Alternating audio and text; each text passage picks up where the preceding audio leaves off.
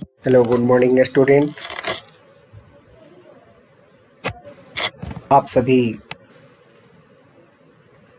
Science के period में videos के माध्यम से सॉइल चैप्टर का एक्सप्लेनेशंस सुनील मिश्रा के द्वारा आज उसके नेक्स्ट टॉपिक को हम लोग समझेंगे।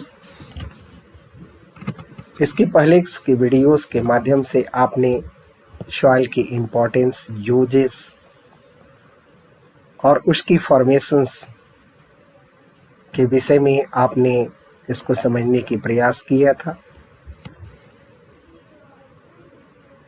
इसके बाद में आप सभी ने ये चीज़ जानकारी प्राप्त किया कि how the soil are the formed, what are the agent which help to the weathering of the rock। आपने पढ़ा कि वेदरिंग जो होते हैं वो अलग अलग टाइप्स के वेदरिंग्स हैं। फिजिकल वेदरिंग, केमिकल्स वेदरिंग के डिफरेंट टर्म्स को आप सभी ने वीडियोस के माध्यम से समझने की प्रयास किया था। आज हम लोग सॉइल की कैरेक्टरिस्टिक्स के विषय में जानेंगे। What are the characteristics features of the soil? There are these many characteristics such as the color, textures, structures, pH, plasticities, cohesions, infiltrations. There are these many characteristics. I explain the one by one. Such as the color. On the basis of the color, the reverse details about the compositions and fertilities. यह colour जो है soil की compositions और उसकी फर्टिलिटीज पर निर्भर करता है। How much the nutrients are the present, which nutrients are the present in the soil. If the dark soil, it is rich in the nutrient. If the soil is the pale in color, it shows the nutrients are the poor in that type of the soil. बच्चे, आप सभी समझ रहे हैं, यदि किसी तरह की सॉइल्स में यदि डार्क सॉइल्स है तो आप उसको समझेंगे कि इसमें न्यूट्रिएंट्स जो है वह सबसे ज़्यादा पाया जा रहा है। और उसकी डल यदि कलर है, पेल्स कलर है, पेल्स कलर जो होता है एक्चुअली वो एलोइस कलर टाइप का होता है, जिसमें न्यूट्रिएंट्स जो है पूरे अमाउंट्स में पाए जाते हैं। The next characteristics features is the textures. Influence the soil workabilities indicate the how the porous soil is. The textures shows that textures is another characteristics. यह हमें बताता है कि वह सॉइल कितनी पोरस है। पोरस का मतलब छिद्रदार। That means भी air space are the present in that type of the soils. यह टेक्सचर्स हमें बताता है कि यह सॉइल जो है वह कितना पोरस है, कितना उसके बीच की उसकी मॉलिक्यूल्स के बीच में स्पेस पाए जा रहे हैं। और ये स्पेस जो होता है उसकी स्पेस में एयर्स पाए जाते हैं, वाटर मॉलिक्यूल्स हो सकते हैं। That is indicate the textures. The good example is the loamy soils. Soils of the related even the mixes of the sand, clay and sleet. यहाँ हम लोग लोमी सॉइल्स को यदि हम लोग देख करके चलें तो लोमी सॉइल्स जो होता है इट इज अ मिक्सचर। यह डिफरेंट तरह की सॉइल्स के मिला हुआ होता है, जिसमें सैंड भी होते हैं, क्ले भी होते हैं और स्लीट भी होते हैं। बच्चे, आप सभी जानते हैं कि सैंड्स की जो पार्टिकल्स होती हैं, सैंड्स की जो मॉलिक्यूल्स होती हैं, ये काफ़ी बड़े होते हैं। इसके बीच में एयर स्पेस जो होता है ज़्यादा होगा। क्ले उससे छोटा होता है और स्लेट्स सबसे छोटी पार्टिकल्स कहा जाता है। आप इसके विषय में पहले से भी जान चुके हैं और मैं पुनः आप लोगों को बता रहा हूँ। Next, the characteristic features is the structures of the soil. The structures are the depends the arrangement of the soil particle. किसी भी सॉइल की स्ट्रक्चर्स जो है उसकी अरेंजमेंट सॉइल पार्टिकल्स की अरेंजमेंट पर निर्भर करता है। And the compliances, compliances it is a new meaning.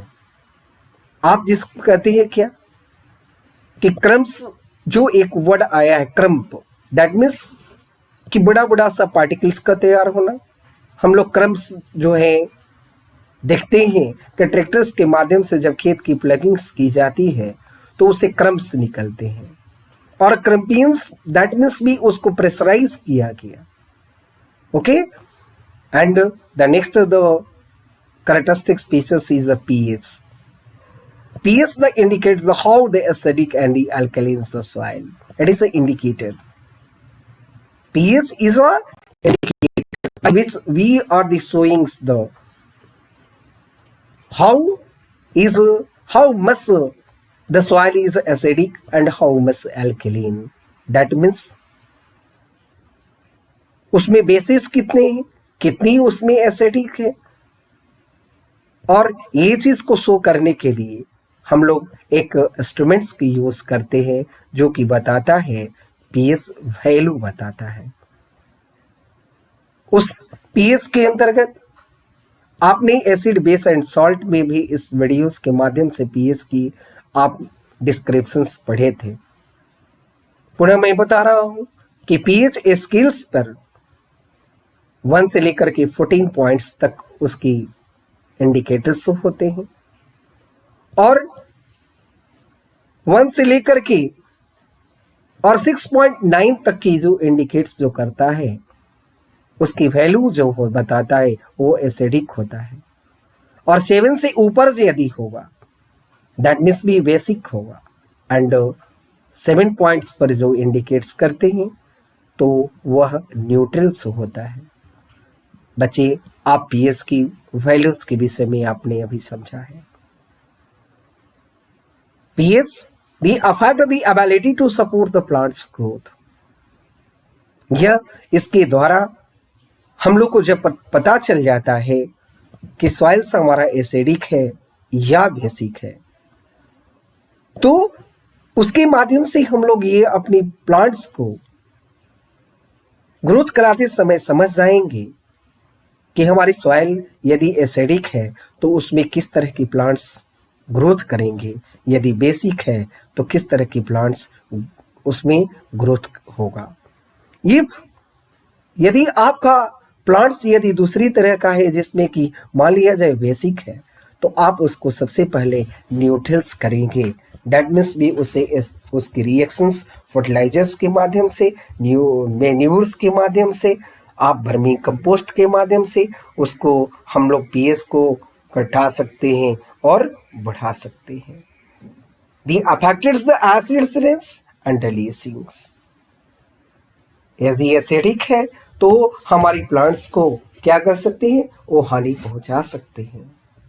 Okay, next जो पॉइंट्स है द सॉइल कैरेक्टरिस्टिक्स में the colour of the soils.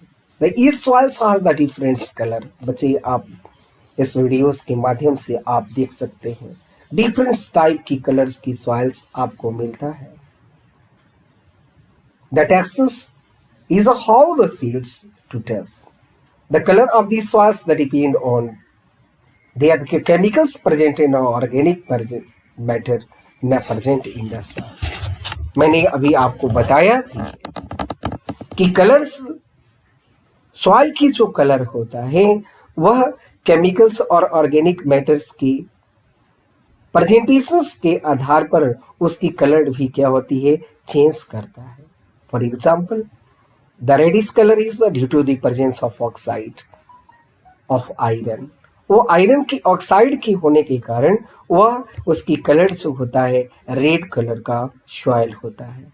And the black colours matter is due to the deed organic matter and water.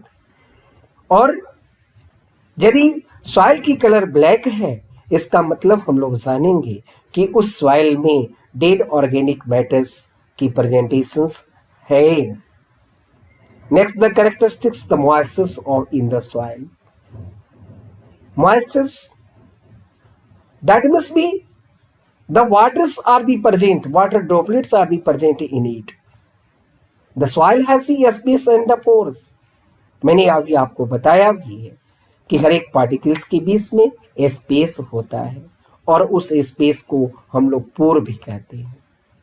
When 1/3 of the pores space are filled with by the air and the 2/3 by the water, this ratios constitute the most favorable conditions of the growth of the plants. यदि उस soil की particles के बीच में यदि 2/3 parts की space है जो air से भरा होता है और आपका जो है 1/3 जो है एयर से एंड 2/3 जो है वाटर से यदि भरा है, it is good for the growth of the plants. Next, the soil temperature.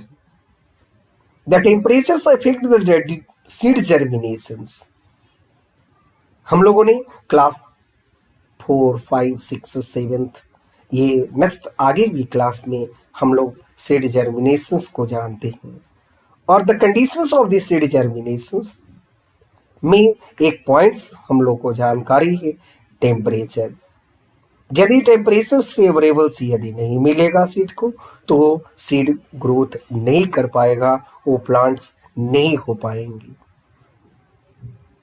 तो सीड की जर्मिनेशंस के लिए टेम्परेचर्स क्या है जरूरी होता है और temperatures affect the seed germination. If the temperature is the low, seed cannot be germinate. If the temperature is the very high, the seed cannot be germinate. That means इसकी फेवरेबल टेम्परेचर चाहिए और उसके कारण से वो हमारी seeds germinate करता है. The root growth and the microbial activities, it is also the affect the by the temperatures. Microbes are the also the growth in a favourable temperatures. उसके लिए उसकी टेम्परेचर जो होता है 10 degree Celsius to 18 degree Celsius. The direct radiations from the suns, the heat generated by the decomposition of organic matter in the soil. जो सन से मिलने वाला जो रेडिएशन से यदि डायरेक्ट यदि होगा तो हीट जनरेट करेगा और उसके कारण से decomposition of the organic matter in the soil और उससे हमारी सॉइल्स में डिकम्पोजिशन ज़्यादा होता है. इसका मतलब माइक्रोबियल्स का एक्शन ज़्यादा होता है, वो डेड एंड डिकेइंग्स जल्दी होगा, फास्टर होगा. And the heat from the earth's, the interior affect the soil temperature.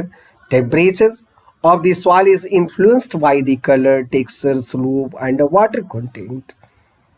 The dark color soil absorb the more heat than the light color of the soil. बच्चों को पता है कि कोई ही यदि चीज है, anything which is the dark in a color, that means that color is absorbed more and more sunlight, and the light color, it is the reflected, so it cannot be absorbed as like a dark color. Next,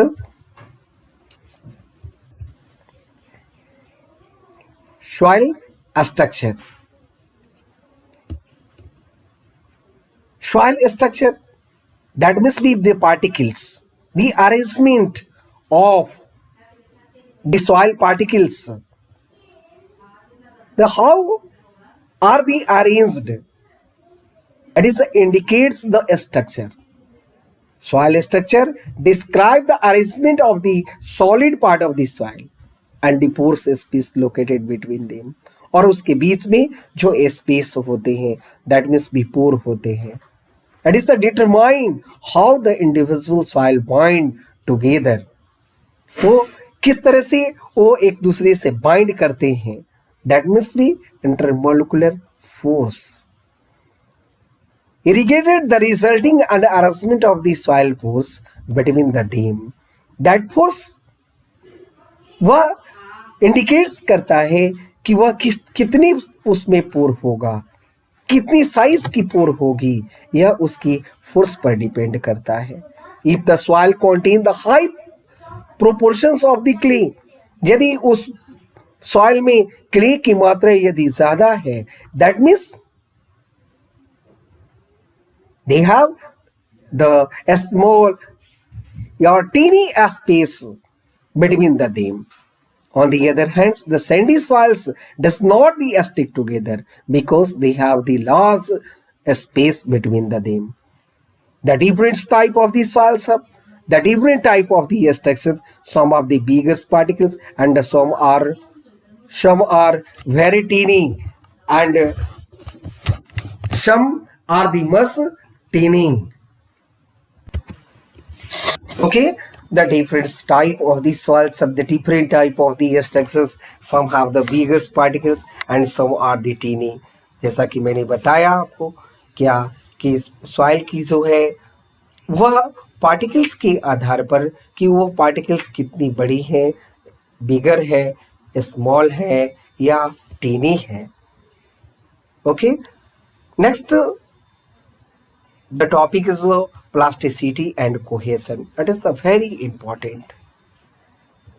Plasticity, that means भी चिपकना.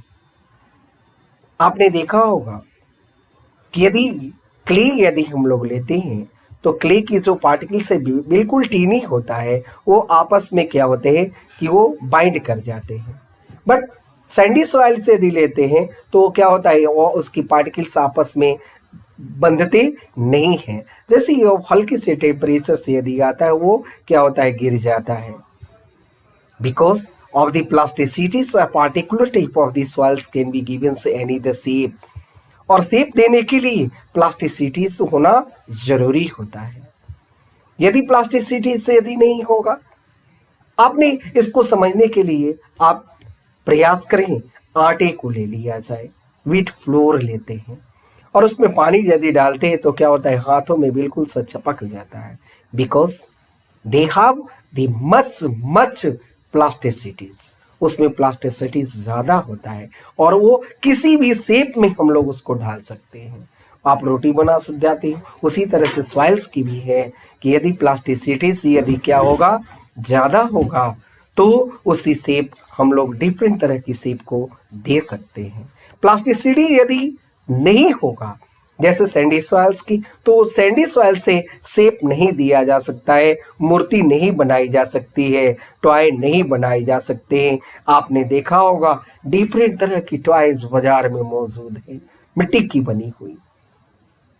तो इसका मतलब क्या है, वो आखिर कैसे बना है, तो उसमें प्लास्टिसिटीज ज्यादा था. The Sandy soils the non plastics, while the clay soils the plastic granules, and the plastic soil is a cohesion in the nature which the mean the particles of the soil stick together. ये plasticity जो है उसके कारण जो हमारी जो particles है soil की वो आपस में बाइंड कर जाते हैं. Next, the soil characteristics. Soil characteristics की नेक्स्ट जो पॉइंट है, soil density. The soils or the larger particles is the denser than the soil. कहता है soil with the large particle, यदि soil की particles क्या है, बड़ा है, is denser than the soil with the small particles. इसमें एक पॉइंट्स दिया हुआ इनफिल्ट्रेशन. बच्चे आप इसे इनफिल्ट्रेशंस को समझने के प्रयास करेंगे क्योंकि एग्जाम में बार बार पूछा जाता है इनफिल्ट्रेशन एंड परकुलेशन. तो बच्चे समझेंगे इसमें इनफिल्ट्रेशन एंड परकोलेशन रेट होता है। रेट ये इसके द्वारा हम लोग जानकारी करते हैं क्या कि सॉइल कितनी वाटर को एब्जॉर्ब करता है और the movement of the water in the soil it is known as the percolation. बच्चे ध्यान में रखेंगे परकोलेशन क्या है? The movement of water in the soil and absorb of the water in the soil, that is known as infiltration। बच्चे बार बार मैं बता रहा हूं आपको कि यदि absorption ऑफ वाटर है तो वह infiltration and movement of water होगा वो क्या होगा? परकोलेशन रेट होता है। Okay The absorptions of the waters by the soils that depend on infiltration and percolation's rate. The rate at which the water is enter a soil is called infiltration rate, and the rate at which the water move through the soil is called the percolation rate. A soil which is a higher infiltration rate but the moderate percolation rate, it is a good for the farming. Farming के लिए क्या होना चाहिए? Higher infiltration rate and moderate percolation होगा तो क्या होगा? हमारी सॉइल में प्लांट्स की ग्रोथ जो होगी वो बहुत ही अच्छी होगी। Thank you.